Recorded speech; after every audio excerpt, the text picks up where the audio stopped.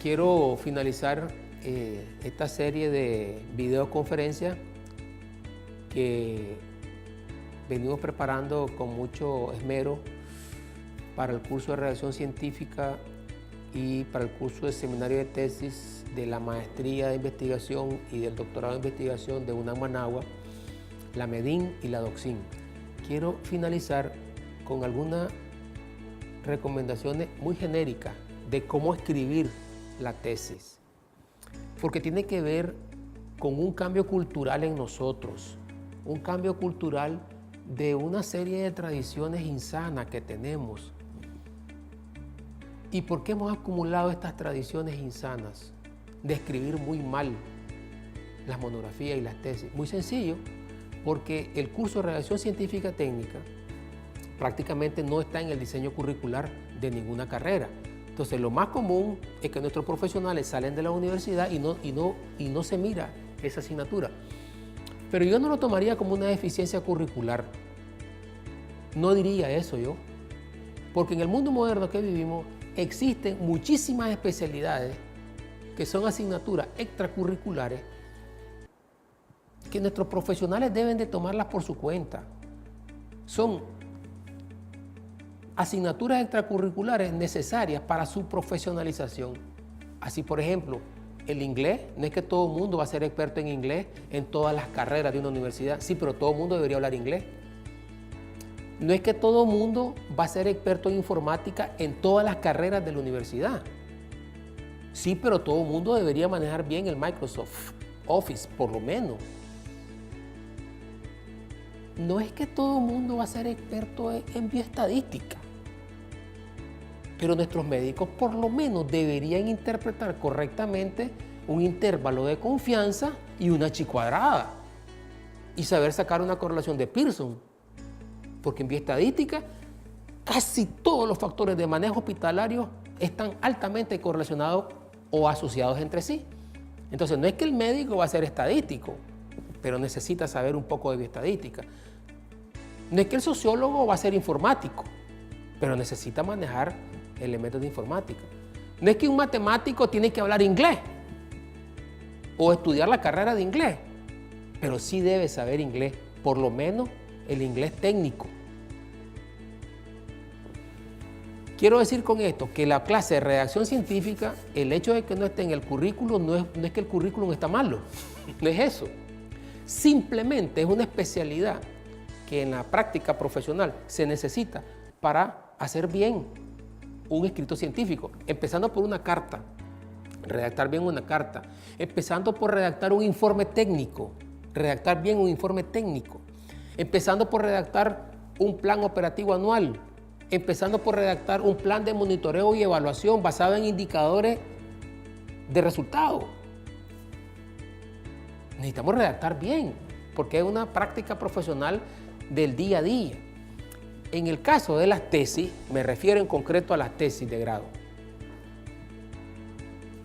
necesitamos cualificarnos mejor en la parte de redacción técnica y algunos elementos muy transversales a todos los capítulos. Hemos hablado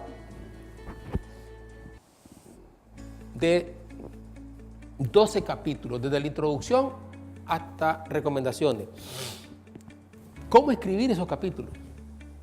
Tienen varios ejes transversales. Uno de ellos, siempre se escribe en términos impersonales. No se dice, mis pacientes en mi hospital, tal cosa. No se dice así. Se dice, los pacientes atendidos en el servicio de endocrinología tienen un alto porcentaje de hipoparatiroidismo. Pero son los pacientes, no son mis pacientes. En el hospital de Ninfonseca, en Nicaragua, en el servicio de medicina interna, acuden 250 pacientes cada día. Pero es en el hospital Lenín Fonseca, no es en mi hospital donde estoy haciendo la residencia de medicina interna. Asisten cada día 250 pacientes al filtro de medicina interna. No es así que se escribe. Se escribe siempre en términos impersonales. Eso quiere decir se escribe en tercera persona. Se destacan los hallazgos, los hechos, pero en ningún caso es personalizado, aunque la investigación es suya. Usted es el autor, nadie lo pone en duda. Y eso lo dice en el título. El autor dice que es usted. Pero adentro del texto usted no va a escribir: en mis investigaciones o mis resultados demuestran que no se escribe así. La redacción técnica te dice que debe hacerlo en tercera persona. Se obtuvieron los resultados siguientes, 2 puntos. O en el cuadro 5, se refieren los indicadores de calidad de tal cosa. Se escribe de manera impersonal, se escribe en tercera persona. Otra de las recomendaciones muy generales que quiero darles de redacción técnica para mejorar la calidad de la tesis, muy general, tengan cuidado con el copiar y pegar. Tengan cuidado, inviertan un poco de tiempo en su capacidad de síntesis y en lugar de poner parrafotes grandotes, al final dice Rodríguez 2010, léanlo bien y saquen un extracto, una síntesis tal vez de 4 líneas, y el autor es el mismo. Generalmente los copy-paste vienen porque lo agarramos de otro lugar así fácilmente y reproducen los mismos errores anteriores. Y aquí, en función del tiempo, créanme que todo lo que va para atrás es obsoleto. Hay cosas muy buenas en nuestro pasado, de los científicos que nos han dado el presente que hoy tenemos. De acuerdo, eso es innegable. Pero en general usted agarra una bibliografía de hace 10 años y la de hoy es mejor.